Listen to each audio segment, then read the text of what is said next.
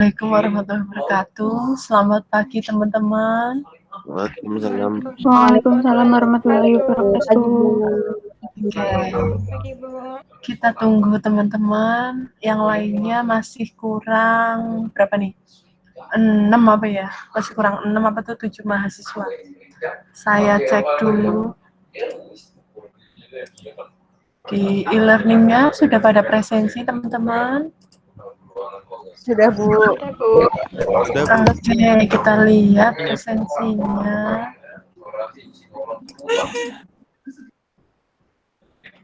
Nur Arifin belum, Mbak Rohma Dwi Junior belum, Firman Nurul Hidayat belum, Pratama Putra belum. Silahkan untuk presensi di e-learning dulu. Baik, Bu. Ya, sambil nunggu teman yang lain gabung, masih kurang 2 mahasiswa lagi. Gini, teman-teman, besok kan libur ya. Saya ganti hari Sabtu boleh?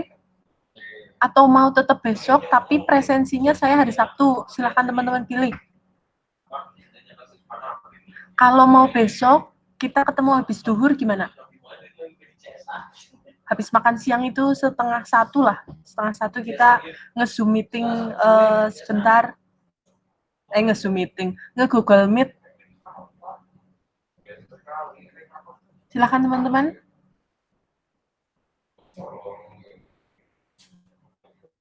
Mau dibahas dulu?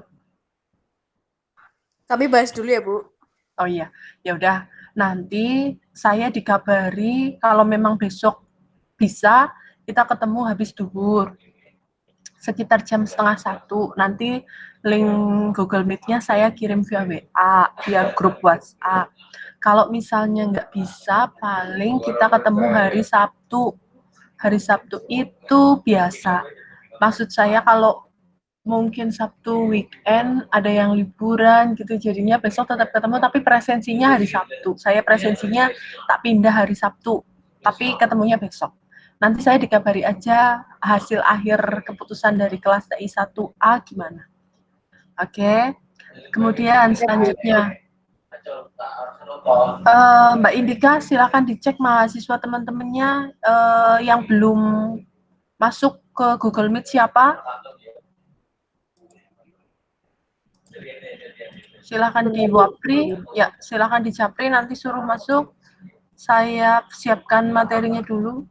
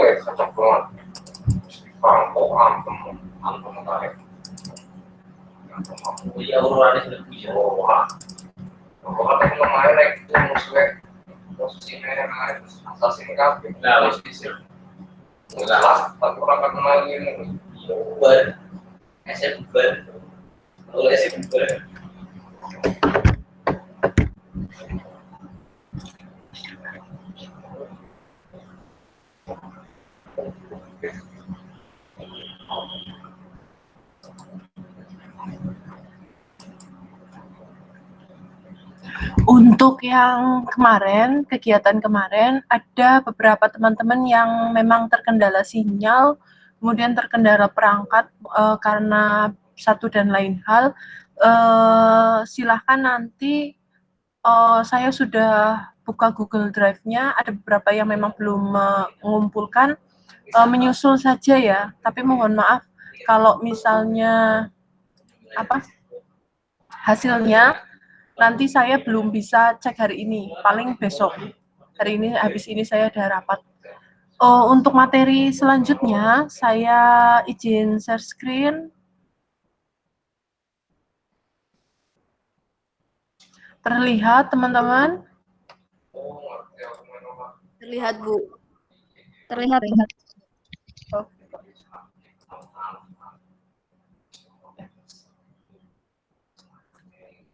Oke, sudah semuanya ya, sudah masuk semuanya saya kira. Untuk pertemuan hari ini, kita lanjutkan materinya. Materinya tentang data manipulation language. Kemarin saya mau dapat feedback nih dari teman-teman yang bisa mengerjakan yang apa? Ini nih, yang bisa menghapus tabel pasien. Ada? Ada nggak? Nggak bisa ya. Sesuai dengan penjelasan saya kemarin ya, bahwa tabel pasien itu tidak bisa terhapus. Yang pertama kita lakukan kalau mau menghapus tabel pasien adalah kita pastikan dulu menghapus tabel detail resep. Kemudian menghapus tabel resep, baru kita bisa menghapus tabel pasien ya. Kalau teman-teman nyoba misalnya mau menghapus tabel dokter sama dengan tabel resep. Teman-teman harus menghapus dulu detail resep, hapus resep, baru hapus dokter. Kecuali obat. Kalau obat, teman-teman mau menghapus tabel obat, maka yang perlu teman-teman lakukan adalah teman-teman menghapus tabel detail resep saja, baru menghapus tabel obat. Karena tabel resep itu tidak ada hubungannya dengan tabel obat. Untuk materi hari ini, saya jelaskan tentang data manipulation language. Memasukkan data atau menggunakan perintah insert. Perintah insert berfungsi untuk mengisikan data ke dalam sebuah tabel. Pengisian data ini bisa berlaku untuk satu record penuh atau untuk beberapa field saja di dalam record tersebut. Untuk sintak SQL-nya, insert into nama tabelnya, kemudian field ke-1 sampai dengan ke field ke-n, misalnya nih, insert into pelanggan, ID pelanggan, nama pelanggan, alamat pelanggan, nomor telepon pelanggan. Itu field ke-1 sampai dengan field ke-n dijabarkan. Kemudian values. Values apa? Isinya. Values nilai pada field ke-1, nilai field ke-2, sampai dengan nilai field ke-n. Teman-teman jangan lupa, untuk tipe data string atau karakter, maka untuk pengisian values nilai fieldnya harus diikuti tanda titik petik tunggal, ya, diikuti tanda petik tunggal di atas petik-petik gitu, bukan double petik tapi petik tunggal. Atau bisa saja cara yang kedua adalah insert into nama tabelnya apa, tidak perlu mendeklarasikan field ke-1 dan field ke-n. Kemudian values itu isinya apa? Isinya sama dengan yang ini. Artinya perbedaannya ketika memakai sintak yang di atas, kita harus menjelaskan field 1 ke field n-nya. Kalau yang di bawah kita cukup menyebutkan nama tabelnya saja, tidak perlu menyebutkan atau mendeklarasikan field-nya. Tugas teman-teman yang pertama adalah mengisi tabel yang kemarin teman-teman sudah buat. Teman-teman kemarin sudah membuat struktur tabel untuk tabel dokter, tabel pasien, tabel apalagi obat, tabel resep, dan tabel detail resep. Silahkan nanti teman-teman isikan isian data ini ke tabel tersebut. Kalau misalnya di sini ada kosong, data yang nggak ada, maka cukup, ini kan misalnya gini, insert into dokter, values, petik D003, D strip 003, petik koma, petik dokter Primania Rahma, petik koma, petik. Kalau yang kosong seperti ini, maka teman-teman petik. Artinya dia memang kosong. Karena ketika kemarin kita membuat struktur tabel, kita tidak membuat constraint untuk field alamat dokter. Artinya kita hanya membuat constraint untuk field ID dokter yang dijadikan primary key, bahwa ID dokter itu not null, artinya tidak boleh kosong, harus terisi. Tetapi untuk field yang lain itu boleh kosong. Maka ketika kosong, teman-teman seperti itu saja. Kemudian untuk tabel pasien pun sama. Kalau yang ada yang kosong, maka biarkan kosong seperti sesuai dengan perintah di modul. Kemudian untuk tabel obat terisi semua. Teman-teman jangan lupa untuk harga obat dan stok obat, silakan teman-teman pakai int atau integer, karena dia berupa angka. Kemudian nantinya field harga obat dan stok obat akan dikalkulasikan. Untuk pengisiannya, ketika ini 25.000, maka tulis aja 25.000 tanpa titik. Ya, jangan gunakan titik di sini. Biarkan saja. Nanti dia akan menampilkannya sendiri sesuai dengan settingan di laptop teman-teman. Kemudian tanpa tanda petik ya, tanpa tanda petik, kemudian tanpa titik. Kemudian untuk tabel resep yang tipe data untuk nomor resep, nomor resep, ID dokter, ID pasien itu string atau char atau varchar. Untuk tanggal resep pakai date. Untuk total resep pakai integer. Kemudian untuk tabel detail resep, harga obat, jumlah, subtotal itu pakai integer. Nomor resep kode obat pakai char. Gitu ya. Isikan sesuai dengan modul. Jangan mengisi tidak sesuai dengan modul. Karena nanti akan ada beberapa soal latihan yang nantinya teman-teman akan kerjakan. Ya, mungkin teman-teman sudah dapat materinya dari kelas lain, nggak masalah. Yang penting ketika pengerjaan soalnya, teman-teman itu mengerjakan sendiri. Ya. Kemudian untuk materi selanjutnya yaitu memperbarui data atau update. Perintah update berfungsi untuk memperbarui data lama dengan data yang baru. Jadi, perintah update ini digunakan apabila sudah ada suatu data dalam tabel. Sintak SQL-nya update, nama tabelnya apa, set, nama field-nya apa, data barunya seperti apa, where, nama field-nya apa, data lamanya seperti apa. Biasanya nama field antara yang di data baru dan data lama itu sama. Karena kita akan mengubah misalnya tabel dokter D001, saya mau ubah namanya Dokter Suwanto, hanya Suwanto, nggak pakai Raharjo. Maka set ID dokter, set nama dokter Suwanto, where nama dokter Suwanto Raharjo. Seperti itu. Kemudian, untuk menghapus data, perintah delete berfungsi untuk menghapus data atau record. Penghapusan data dapat dilakukan secara keseluruhan maupun sebagian data saja. Pada penghapusan data, sebagian digunakan menggunakan klausal where. Artinya apa? Ada kondisi yang mengharuskan kita menghapus sebuah data atau beberapa field saja, sebagai kondisi untuk memilih record mana yang akan dihapus. Perintah ini tidak akan berhasil jika data yang dihapus merupakan data reference pada tabel lain. Konsep perintah delete dengan perintah drop itu hampir sama. Kalau datanya dipakai di tabel lain, maka kita tidak bisa menghapus serta-merta menghapus data tersebut. Yang harus kita lakukan adalah merunut data tersebut itu dipakai di tabel mana saja.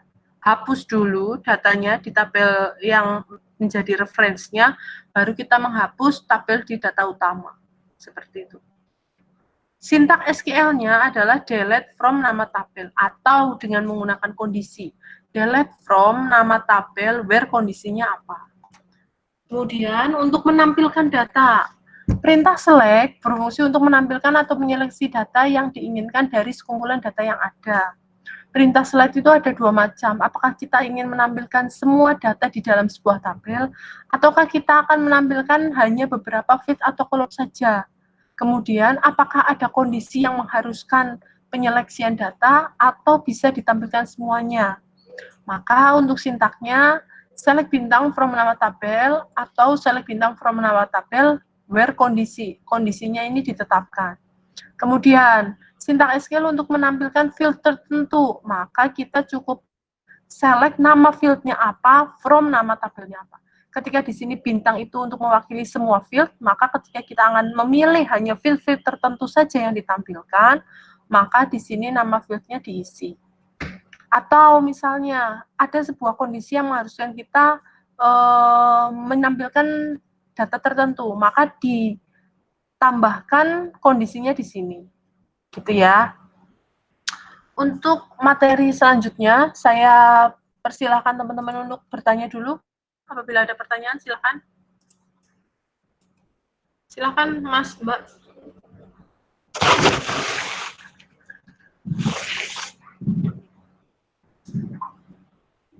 Assalamualaikum, Bu. Saya ingin izin bertanya. Ya, waalaikumsalam, Mas Firman. Gimana, Mas? Ya, untuk yang resep kan itu kan ada tanggal resep ya, Bu. Nah, Ya. saya itu masukinnya 01 kan yang di modul itu 01 strip 04 strip 2014. Saya Ya. masukin itu error, Bu. Kenapa ya? Error. Iya, Pakainya tipe datanya apa? dead. Ya. Ada sintak sendiri, Oh, Mas. oh, DDMMYY. Nanti saya jelaskan. oh ya. Soalnya keterangannya not a valid mon katanya. Ya, karena nggak valid. Karena ini, apa namanya? Ada sebuah deklarasi yang mendeklarasikan sebelum teman-teman mengisi values-nya data yang ditentukan, tanggal yang ditentukan, teman-teman deklarasikan dulu 2 digit di depan maksudnya itu tanggal atau bulan, 2 digit di tengah itu tanggal atau bulan, kalau yang 4 digit terakhir di belakang itu pasti tahun, gitu.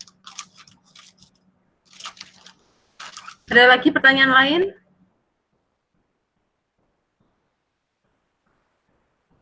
Pertanyaan lain silahkan.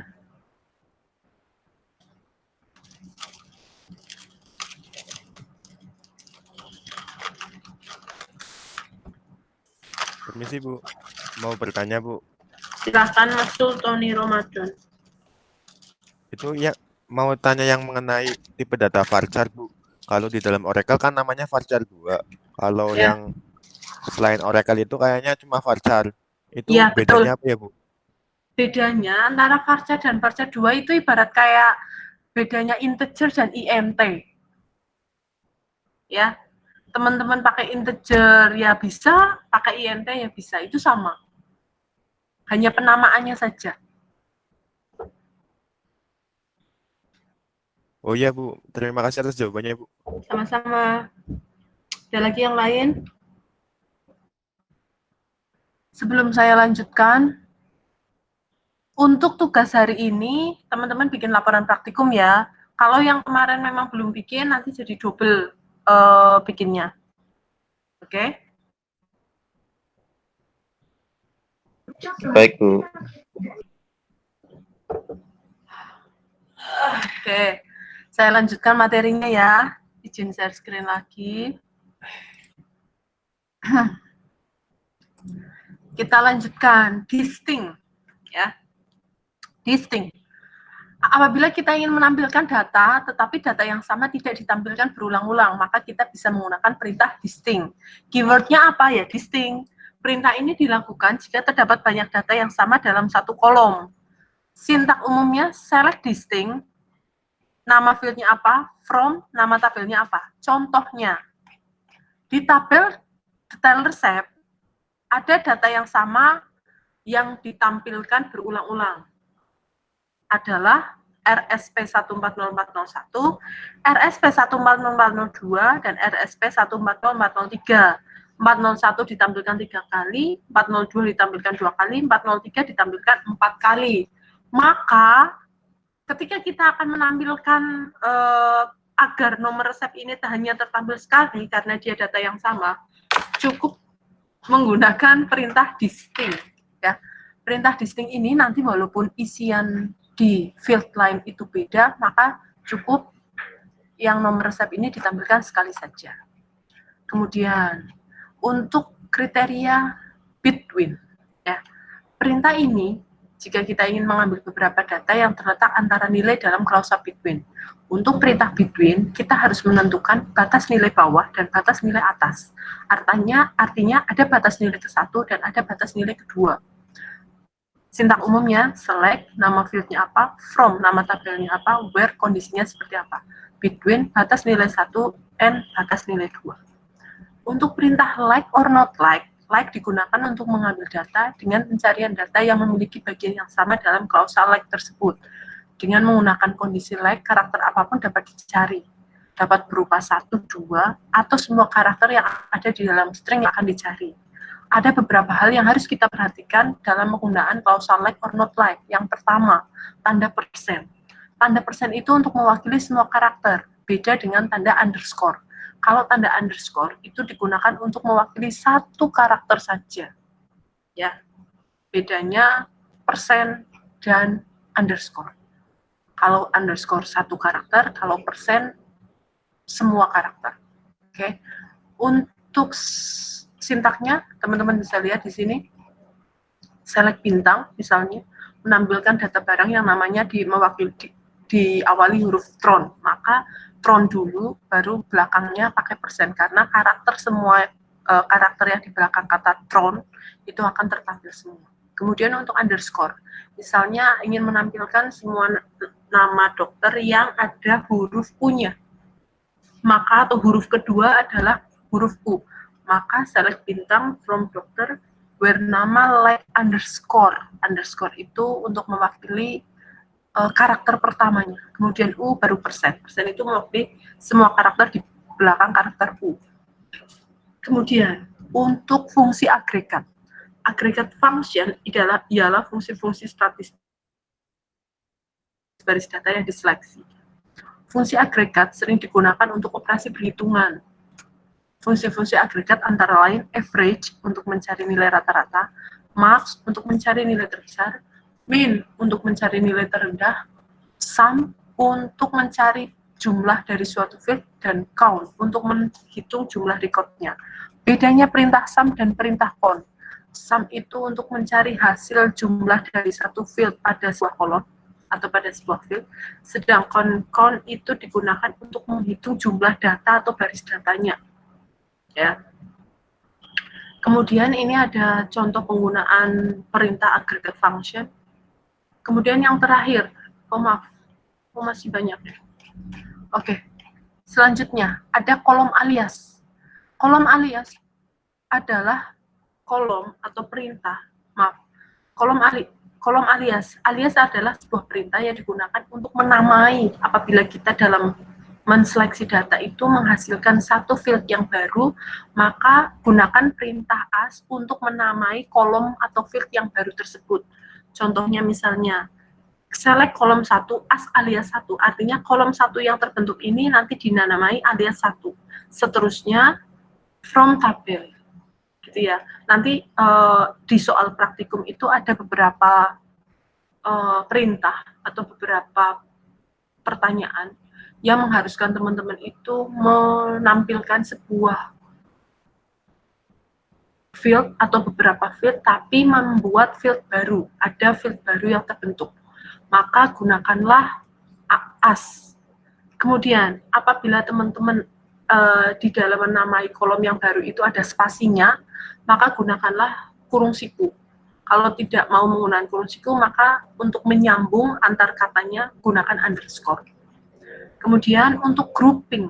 Grouping itu untuk mengelompokkan data. Apabila kita ingin mengelompokkan data berdasarkan sebuah kondisi tertentu dalam proses penyeleksian data atau menampilkan data, maka gunakan perintah group by. Group by di sini itu bisa didasarkan dari satu field, bisa didasarkan dari beberapa field, tergantung dari perintah yang nantinya akan dijalankan. Untuk semua kolom yang berada dalam daftar select yang tidak berada dalam group function, harus ditulis dalam klausa group by. Kemudian, group by juga mengabaikan nilai 0. Artinya kalau dia nilai 0, maka akan diabaikan oleh perintah group by. Tetap ditampilkan, walaupun dia kosong. Di field-nya itu kosong. Kemudian, untuk kriteria having. Ya, kriteria having. Biasanya, kriteria having ini hampir mirip dengan kriteria where, artinya untuk menampilkan data dengan sebuah kondisi tertentu. Bedanya dengan klausa where, kalau klausa having itu harus diikuti dengan sebuah fungsi aggregate function, sebuah fungsi agregat, artinya dia hanya bermain di tipe-tipe data numerik, ya. String itu having nggak bisa. Having itu persyaratan pre-select atau sebelum data dipilih, sedangkan where itu persyaratan post-select atau setelah data dipilih. Artinya apa? Sebelum kita memilih atau menyeleksi data, kita terapkan dulu kriteria having. Beda dengan kriteria where. Kriteria where, kalau teman-teman perhatikan di sini, dia menampilkan data dulu, baru where. Ya, ini kan proses menampilkan data nih. Baru kriteria where. Tapi kalau having, dia di sini. Datanya ditampilkan dulu, kita kombinasikan dengan perintah where, kemudian diseleksi dengan perintah where, dikelompokkan berdasarkan group by field tertentu, kemudian kita tambahkan kriteria having. Jadi pre-select-nya di sini. Setelah ini dikerjakan, kemudian dikelompokkan, kemudian akan diseleksi lagi. Bukan datanya ada dulu baru diseleksi, tapi diseleksi dulu baru menampilkan hasil data yang sesuai dengan perintah ini. Untuk selanjutnya, ada 15 soal praktikum, silakan teman-teman kerjakan.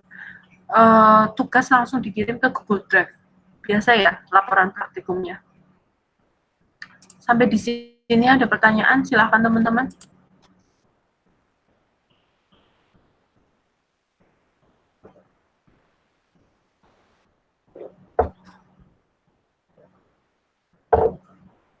Silakan teman-teman, kalau ada pertanyaan.